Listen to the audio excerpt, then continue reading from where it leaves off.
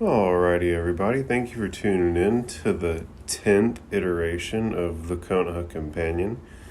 I'm Joshua, and I'm your Konoha Companion, and I'm really excited about this episode. It's our 10th episode. We just hit double digits, so I'm really excited. That was a little milestone that I had in my mind, so proud of myself for sticking with it and making this thing real. And to dive right into the episode, we're going to be covering Season 1, Episode 10 of Naruto, entitled Forest of Chakra. And in the last episode, just to kind of give you a quick rundown, Kakashi got freed from Zabuza's water prison by the squadlings. Naruto had hatched a genius plan where he transformed into a shuriken that Sasuke threw at Zabuza, which of course Zabuza dodged. But then Naruto transformed from the shuriken back into himself and threw kunai at Zabuza once they had the drop on him. Zabuza had to avoid it and broke the water prison jutsu, allowing Kakashi to get free, and they ultimately have a big fight. Kakashi, with the Sharingan, is able to perfectly match Zabuza's jutsu, and he even blasts Zabuza with a water vortex jutsu, before Zabuza could even launch his own water vortex jutsu attack. At the end of the water vortex jutsu, Zabuza finds himself slammed against a tree, and Kakashi pins him against the tree with several kunai. And at this point, a masked figure suddenly kills Zabuza with one attack, sniper style, two little thrown ninja weapons right to the neck, and the masked figure reveals itself to be an elite tracker from the village hidden in the mist who'd been assigned to tracking down and eliminating the rogue ninja Zabuza. Kakashi confirms Zabuza's death, and the tracker leaves with Zabuza's body to dispose of it properly and to make sure the secrets held within his body don't fall into the wrong hands. Naruto has a meltdown, realizing how low he is on the ninja totem pole when he sees that the ninja that took out Zabuza with one move is basically the same age as him, and they stood very little chance against Zabuza, right? This is where the last episode ends, and where the current episode more or less begins. This episode starts with Kakashi laying in a bed recuperating. Firstly, thank goodness Kakashi's okay, right? There was not really any telling what was happening at the end of last episode. Maybe he had been poisoned. There was no telling, right? But he seems to be doing okay, right? He's alive in a bed. They made it to presumably Tazina's house, right? And Kakashi's thinking to himself, I think I overdid it with my Sharingan. And at this point, an unknown woman then walks in and remarks, "Waking up, huh? Are you all right?" And Kakashi responds, "I've been better. It'll be a week before I can move normally."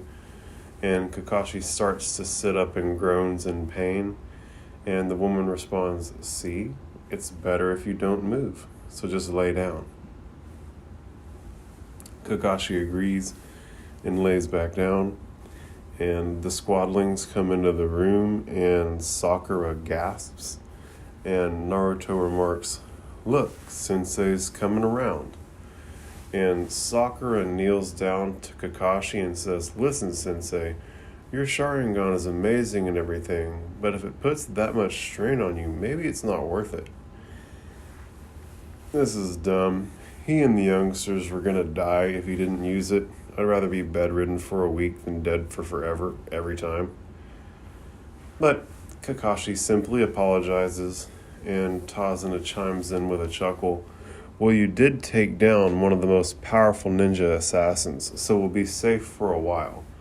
And this provides some insight into some of the answers that I've been looking for previous, where I was worrying about what comes next, right? I was curious if Gato had a stable of guys that are on Zabuza's level, and evidently he does, right? And that not only does he have a stable of ninja assassins, but that also Zabuza isn't even the strongest, he's just among the strongest, right?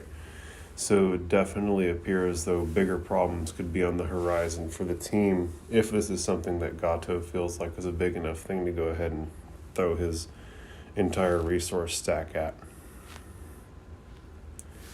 Sakura then remarks, right, but that boy in the mask, what about him? Kakashi then chimes in, he's from the elite tracking unit from the village hidden in the mist. Those masks are worn by the most elite shinobi. And Sakura asks, what exactly do they do? And Kakashi remarks, the Anbu Black Ops, also known as the Inferno Squad, destroy all traces of rogue ninjas' corpses. The shinobi's body contains many secrets, ninjutsu, chakra, special medicines used on the body, and these are the secrets of the village.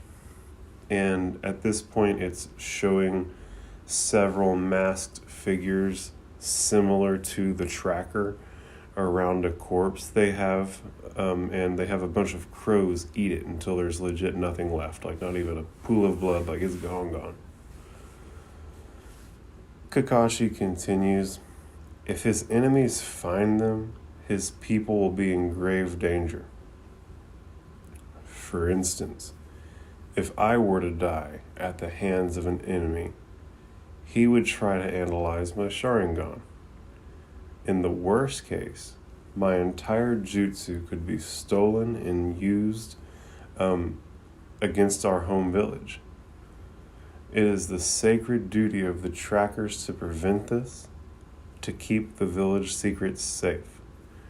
If a ninja betrays his village, the trackers hunt him down and eliminate him and obliterate every trace of their existence. That is their specialty. And so this is neat, right? They've given us some more insight into what the trackers do. I also believe this may be one of, possibly even the very first mention of the Anbu Black Ops. They're a bunch of goons. They're basically like they're the tip of the spear, right? They're like the arms and legs of the Hokage, if you will, right? They're like the Jonin, or they're like the elite of the Jonin, right? That like operate in the shadows. You don't know their names. They've got masks. It's a pretty wild deal. And so I also forgot that they were called the Inferno Squad. They don't really say that too much throughout the series. So that's always neat to catch stuff like that on the second time around. At this point, it takes us back to the tracker who is dealing with Zabuza's corpse, and he goes, first I'll cut the bandage and drain some of the blood, and he pulls out a pair of shears, and he goes to cut the bandage, and Zabuza suddenly grabs his hand, and the tracker lets out a gasp. Zabuza then pulls down the wraps from his face with his free hand, revealing his mouth for the first time, and goes, that's enough, I'll do it. And the tracker responds, so you're already back to life. And Zabuza sets up and looks over at the tracker and goes, Haku, you're brutal. And yanks the long needles out of his neck, and Haku responds, you're the one who's brutal, Zabuza. If you keep pulling them out of your neck like that, you really will be finished. And Zabuza responds angrily, how long are you planning to wear that phony mask? Take it off. And Haku says he has good memories of this mask, plus it was useful for tricking that ninja. And he takes off the mask, revealing his face. And he also has a hidden mist headband like Zabuza.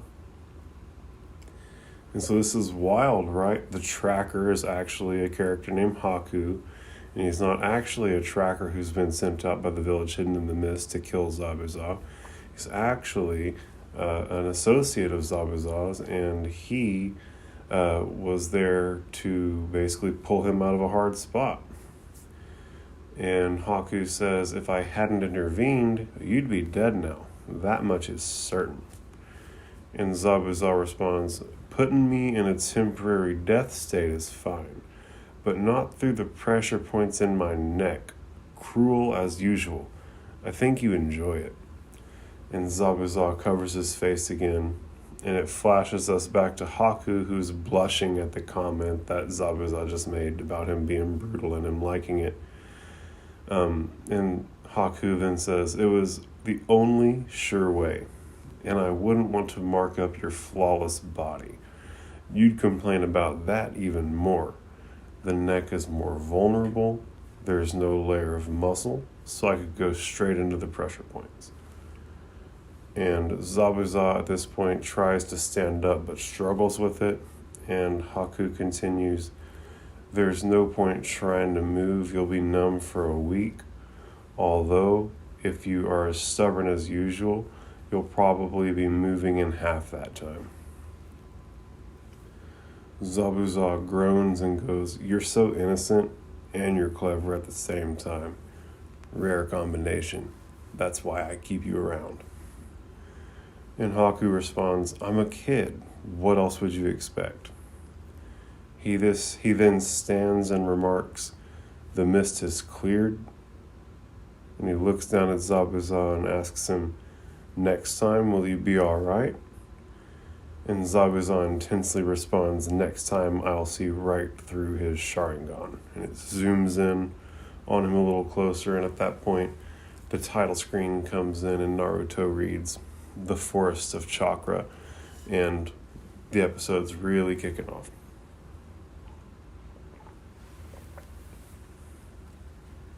And so, this is wild, right? Super dope.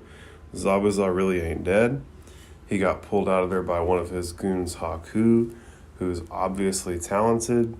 The dude was able to hit Zabuza's pressure points with those little thrown ninja needles from a distance. That's a hellaciously talented throw to make. He was able to put Zabuza in a temporary death state with proficiency. And he was also able to effectively deceive the entirety of Squad 7. So, Haku's one to keep an eye out on, right? It takes us back to Kakashi, who's rubbing his head and thinking, what is this? If Zabuza's finished, why do I feel this way? Something is wrong. It's like I missed something. And Naruto notices this and asks Kakashi if he's okay. And Kakashi goes, "Oh yeah. And to finish what I was saying, Tracker Ninja deal with the body immediately, on the spot, so there's no room for error." And Sakura asks, "Is that really important?" And Kakashi remarks, "Think about it. Do you remember what the Tracker did with Zabuza's body?" And Sakura responds, "We don't know what he did. I mean, I guess he took it away somewhere." And Kakashi points out exactly, but why? He should have worked on Zabuza right there as quickly as possible. Think of the weapons he used for the takedown.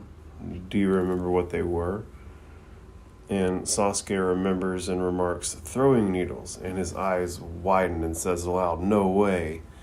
And Kakashi responds, "Exactly. None of it adds up." And Naruto kind of confusedly goes, And Tazuna walks in and asks, "What are you all murmuring about? You demolished that assassin." Kakashi sits upright and announces, "This is the truth. Zabuza is still alive." And everyone's mouths hit the floor. And Naruto exclaims, "But we saw his body, believe it." And Sakura chimes in, "Kakashi Sensei, you checked him yourself. You said that his heart had stopped." And Kakashi responds, "His heart did stop, but that was just a temporary state to simulate death. The weapons those Tracker used are called Sinban. They can pierce deeply but rarely kill unless they hit a vital organ, not in the neck. They are modified from needles used in medical treatments like acupuncture. Trackers are trained to know every detail of the human body. Causing the heart to stop temporarily while keeping the body alive is an easy matter for them. First, he carried Zabuza's body away, even though it was much heavier than he is. Second, he used Sinbon, which have a precise effect but are rarely fatal. From these two factors, we can conclude that the tracker wasn't trying to destroy Zabuza, he was trying to save him. And so Kakashi at this point has effectively pieced it all together. The dude is always slick with it. It's a little after the fact, right? But he definitely, given enough time, he figured it out, right? It was not sitting right with him in his gut. And he sat there and thought it out loud and figured it out. Tazuna at that point responds, "Come on, you're overthinking this." And Kakashi then says, "Encountering suspicion, the ninja prepares quickly. Hesitation leads to disaster." Every shinobi knows this saying. So that's an important one, right? It's right up there with a ninja must see through deception, right? So when you see through deception, it's because you're encountering suspicion. And when you encounter suspicion, the ninja prepares quickly because hesitation leads to disaster. Bang, bang. It all ties together. And this actually puts a smile on Naruto's face, and Naruto even lets out a little chuckle. And Kakashi notices this and thinks to himself, he's actually pleased to hear Zabuza's alive. Now he gets another shot at him. And Sakura then chimes in, "Sensei, you said prepare quickly, but how can we do that when you can't even move?" And Kakashi laughs and says, "I can still train you." And Sakura responds, "Hold on, a little last-minute training won't make us strong enough to fight Zabuza. You could barely defeat him even with your Sharingan. We have to be reasonable about this." And in the back of her head, she's just screaming, "What are you trying to get us killed?" And Kakashi then asks Sakura why he was able to defeat Zabuza. And he then goes on to explain that he was able to defeat Zabuza because the squadlings all helped him and that they've all grown. And he then tells Naruto that he's grown the most. And Naruto lets out a little nervous chuckle, right? And Sakura looks over at him and thinks he's stronger and more confident. And at that moment, Naruto chimes in, "So you notice, Kakashi-sensei, now things are going to get better. Believe it." And at this point, an unknown child chimes in from out of screen, "I don't believe it. And nothing ever is going to get good." And Naruto then demands to know who this kid is. And in the moment, Tazuna yells out, "Ah, Inari, where have you been?" And the kid runs over and gives Tazuna a hug and he yells, "Welcome back, Grandpa." Right, and so at this point you can kind of piece together that the kiddo is his grandpa, the woman in the room is Tazuna's daughter, Inari's mom. And so Inari's mom, who's checking in on Kakashi in the beginning, scolds the child, saying, "Inari, that was very rude. These ninja helped your grandpa and brought him here safely." And Tazuna at that point, petting Inari's head, goes, it's okay, I'm rude to him too." Inari then turns to her and says, "Mom, don't you see? These people are all going to die. Gato and his men will come back and find them and wipe them out." So, wow, this kid just came in, gave his grandpa a hug, and was like, "Hey, Mom, these dudes are going to die. Gato's a killer." And the beat drops, and Naruto stands up and yells, "What did you say, brat? Listen up. You know what a super ninja is? That's me, only a lot better. I'm going to be Hokage. This Gato or Blato or whatever he's called is no match for a real hero like me." And the kid laughs and responds, "There's no such thing as a hero. You're just full of stupid ideas." And this drops Naruto's jaw. And he comes rushing towards the kid, exclaiming, "What did you say?" And Sakura restrains him and tells him to calm down. And Inari offers, If you want to stay alive, go back where you came from, and walks away. And Tazuna asks for Inari to wait and asks where he's going, to which Inari responds he's going to look out at the ocean and that he wants to be alone. And he continues all the way on out the room. Tazuna apologizes to the squad for the behavior of Inari, and Naruto, clearly bothered by what just went down, goes storming off and remarks to himself, "Who does this kid think he is? I'm going to put him in his place right now." And Naruto comes stomping down the hallway to confront Inari, and he hears him crying in his bedroom. And Naruto peeks through the cracked door and sees Inari looking out over the water, holding a picture of a man crying hysterically. And Inari is crying out, "No, Daddy, no." And at this point, it's clear that the man in the picture is Inari's late father. And Naruto lowers his head and leaves him be. The next scene is Squad 7 out training, and Kakashi is literally on crutches. And he remarks, "First, we'll start with a review of Chakra, the ninja's basic source of power. Understanding Chakra is essential." And Sasuke chimes in condescendingly, "We know that." And Naruto adds on, "He's right. A long time ago, we learned about, Chakra." And this is a fun callback to episode 2, whenever he was explaining to Konohamaru the principle of Chakra, and that it isn't chakra. Real ninjas call it Chakra. And it's a neat little thing. If you've been keeping up with it, it's a fun little callback. Kakashi corrects him and goes, "It's Chakra," real drunk out, just not entertained by it whatsoever. And Kakashi then hands the stage over to Sakura, and she remarks, "All right, Naruto, I'll explain it simply so even you can understand it." And she busts out a scroll and opens it and explains, "Chakra is the essential life energy that a ninja uses in jutsu. It's the source of all his power. Now, this energy has 2 forms: physical energy, which exists in all the cells in the entire body, all working together, and spiritual energy, the primal source of power, which is intensified through training and experience." She then points to a green and yellow yin-yang on the scroll and continues, "As you can see, these 2 types of chakra must be drawn out and brought together in order to perform jutsu. Notice the interplay between physical and spiritual power. That's the key.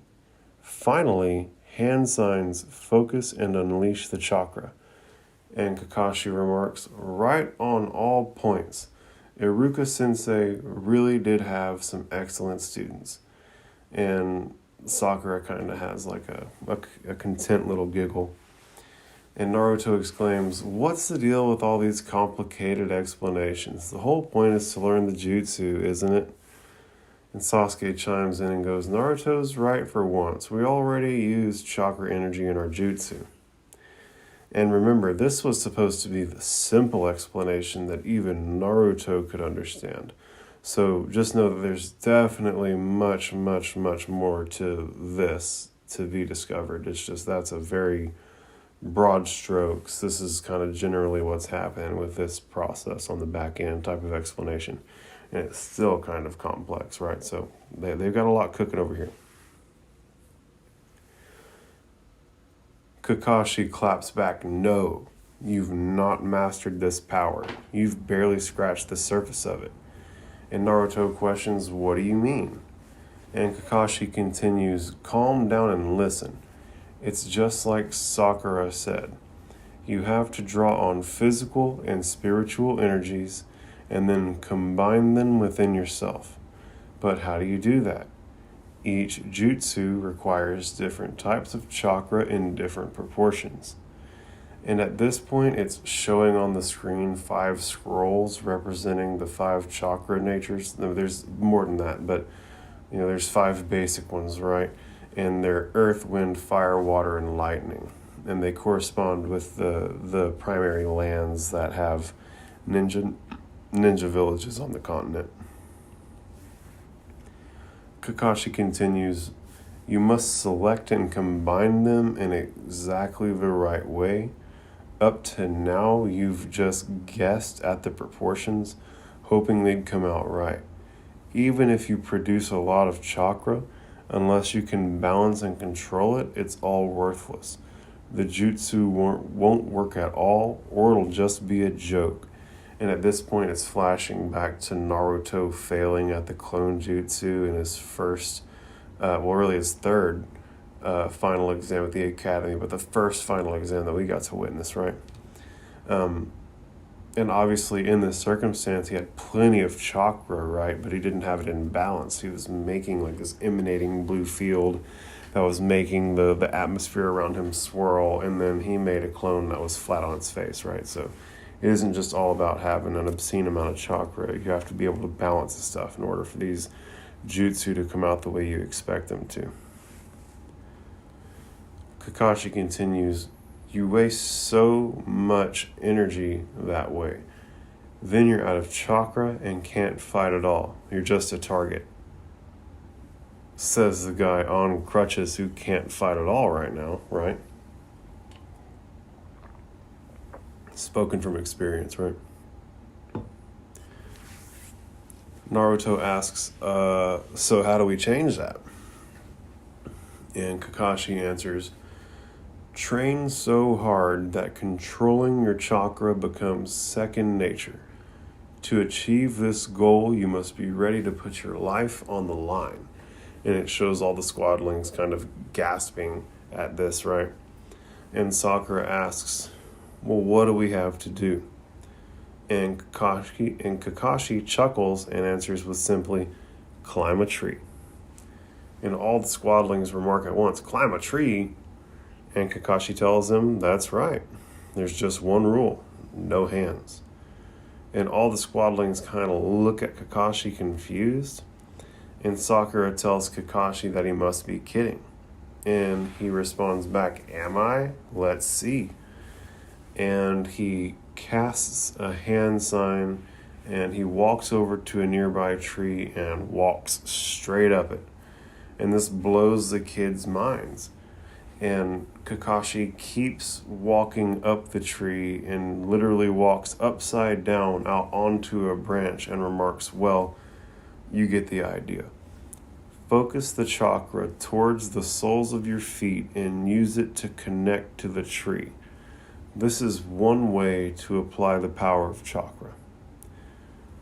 This is also how Zabuza and Kakashi were able to have their fight while standing on the water whenever Naruto was floating around and getting washed around in the spin cycle. Sakura exclaims, wait a minute, that's a nice trick, but how does this help us fight Zabuza? And Kakashi answers, it's the only way to fight him, Sakura. That's the entire goal of this training. First, you'll learn to draw a precise amount of chakra to a precise point in your body. This is difficult, even for advanced ninja. This type of climbing requires a subtle mix of physical and spiritual energy, and the bottoms of the feet are the most difficult points to focus chakra. Are you getting the picture? If you can master this, you'll be able to master any jutsu. Well, theoretically. The second point is to learn to maintain your chakra levels. When a ninja is focused on battle, it's even harder to control and maintain his chakra level. A deadly mistake. To avoid this, maintaining chakra must become second nature, effortless. Well, I can talk about this all day, but that won't advance your skills, will it? You need to apply the power of chakra through training. And Kakashi then throws 3 kunai, which land at the feet of each squadling, and he then declares, use the kunai knife to mark the tree at the highest point you climb without your hands.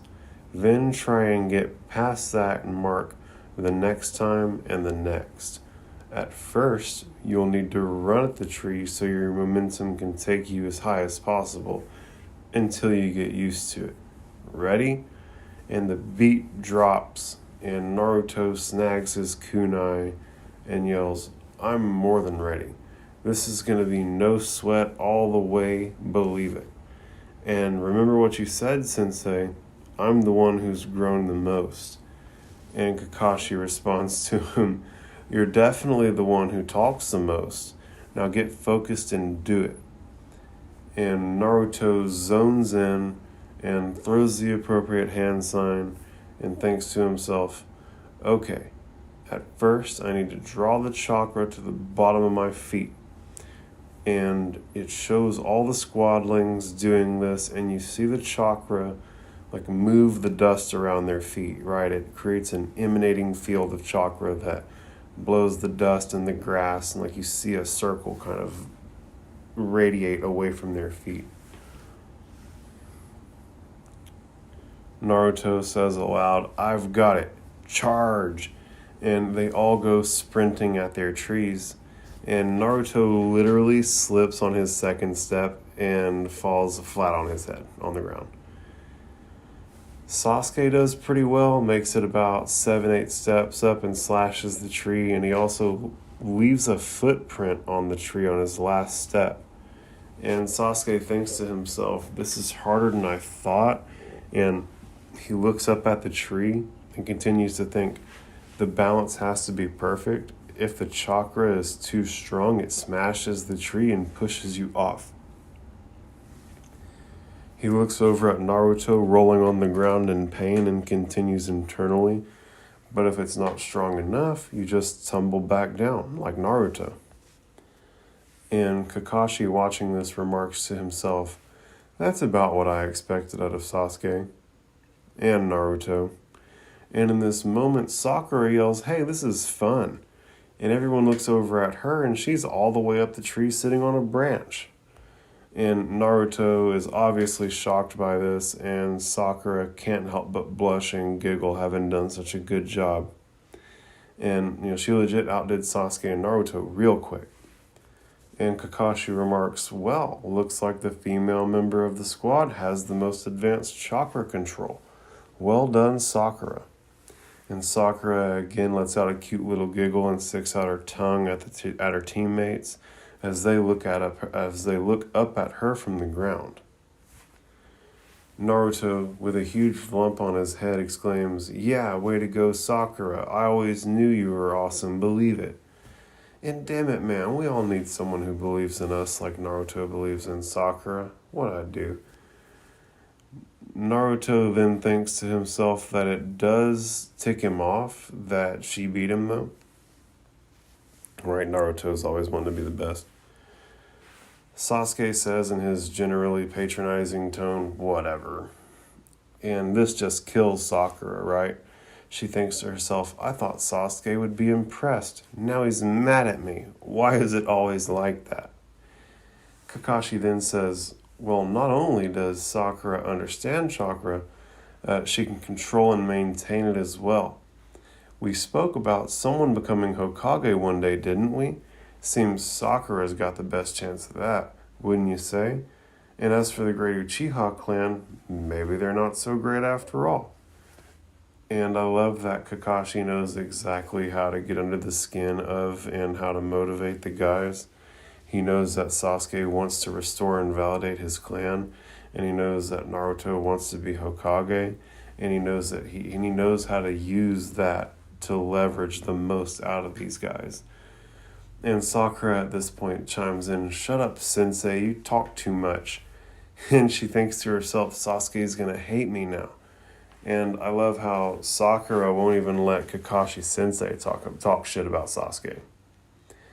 And in this moment, Naruto and Sasuke lock eyes and the competition is on, right?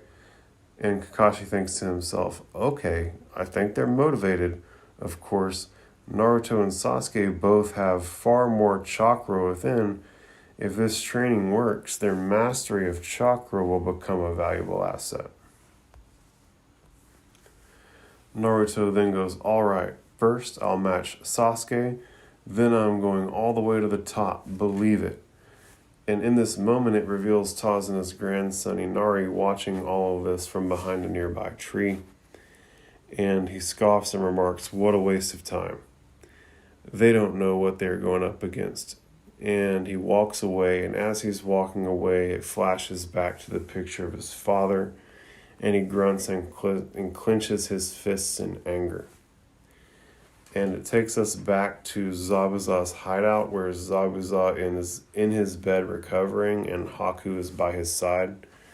And Gato comes in with two thugs, and one of them has a beanie with long gray hair, and the other one has on no shirt, an eye patch on his right eye, and tattoos. And Gato announces, "Some Jonin, the unbeatable ninja, just got beat, limping back home like some pathetic has-been." And he chuckles real loud and he demands, "Demon of the Hidden Mist?" And he laughs even louder, more like Coward of the Hidden Mist. And Haku stands up abruptly, obviously offended by this, and Gato's two thugs move close to protect Gato. And they both begin to unsheath their swords. And Haku questions aloud, "Drawing swords?" And Gato waves the thugs off and says, "Hang on a minute," as he approaches Zabuza. He then asks Zabuza what he has to say about the whole fiasco and tells him not to play possum, he knows he can talk. He then reaches to pull down Zabuza's face coverings down, and Haku grabs his arms with like the thunder quickness, right? And this obviously shocks and angers Gato, who glares at Haku and demands, "Keep your filthy So this obviously angers Gato, who glares at Haku, and Haku demands to Gato to keep your filthy hands off of him, in reference to Zabuza. And Gato screams in pain and pleads Haku's going to break his arm. And the two thugs go to draw their swords, and in an instant, Haku gets between them, takes their swords, and is holding them two at bay with their own swords pressed up against their throats. And the thug with the eye patch thinks, "That's impossible." And the thug with the gray hair thinks, "No one can move that fast." And the screen zooms in on Haku's intense brown eyes, who declares, "Don't push me. I'm in a really foul mood." He then throws the thug's swords on the ground, and Gato grunts and yells, "One chance, that's it. If you fail this time, I'll cut you off. There will be no one left to cover for you." And he turns and tells his thugs, "Let's go," and they make an immediate exit. And Zabuza tells Haku that wasn't necessary, and it reveals that Zabuza had a kunai in his hand under the covers the whole time. And Haku remarks, "Perhaps, but it's too early to take out Gato. He's still our best cover. Think about it.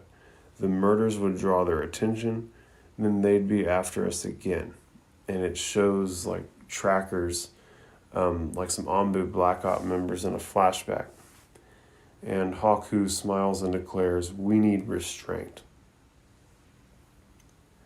Zabuza sighs and admits that Haku is right. And at this point it flashes back to Naruto, who's running up a tree, but ultimately falls on his head again, right? But this time he was actually making it up the tree. Took a few steps. You can see on Sasuke's tree where he left the footprint.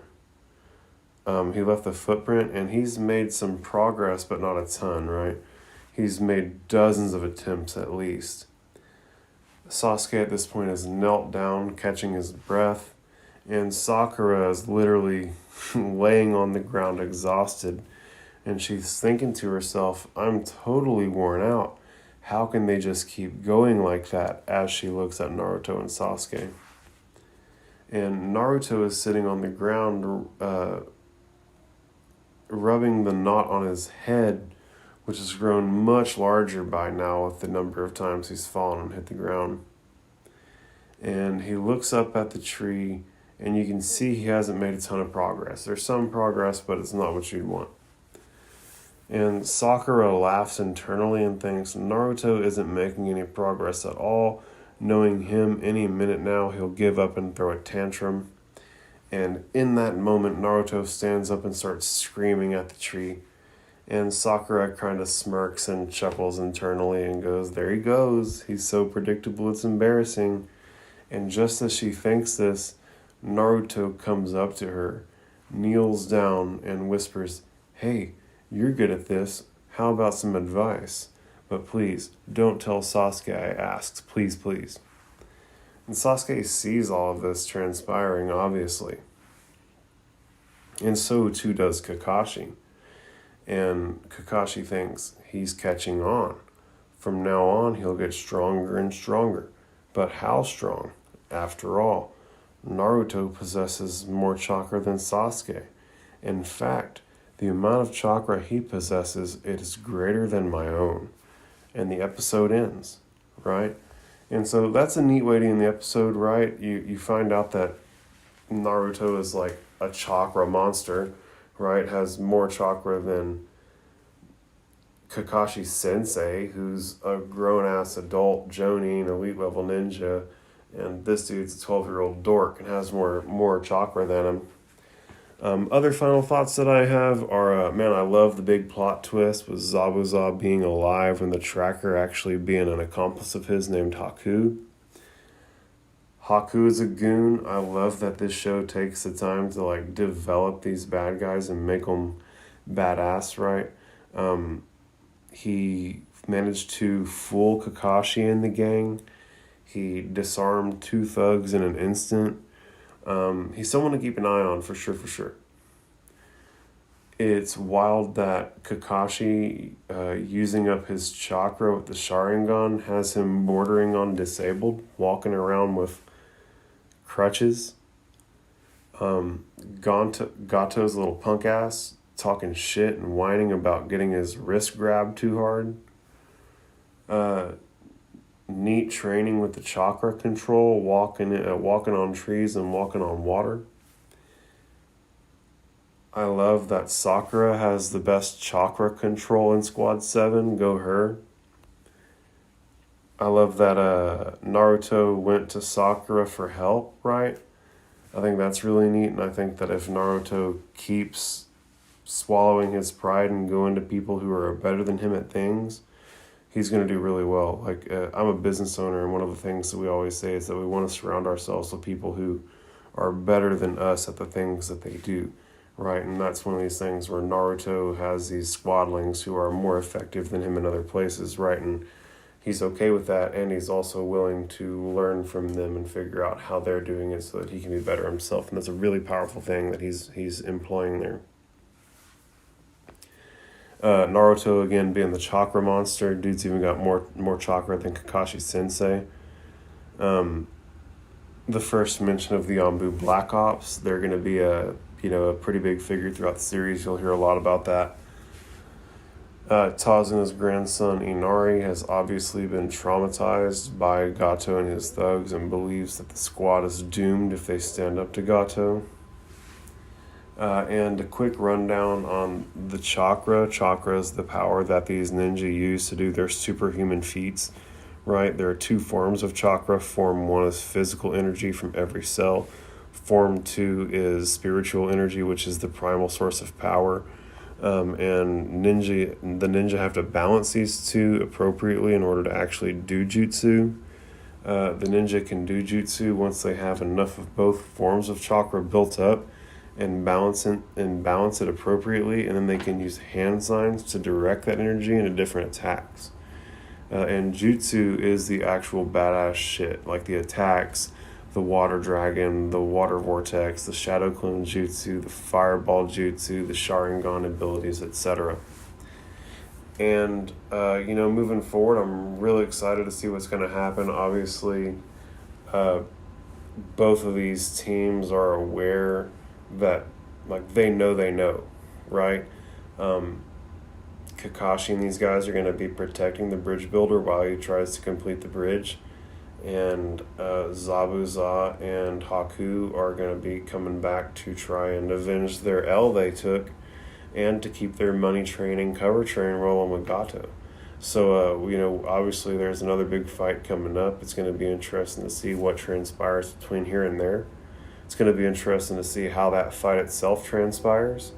Things are all coming together on episode 10. There's a lot to look forward to. And with that, guys, I really appreciate everybody sticking with me and listening to these. Please participate in the comments, share the memes, be friends, right? The whole point of this is to be friends and to build a community so that we can all have people to talk about Naruto and anime with. And with that, I'm Joshua. I'm your Konoha companion. I'm really looking forward to going over Season 1, Episode 11 next time. Keep an eye out. Thanks so much.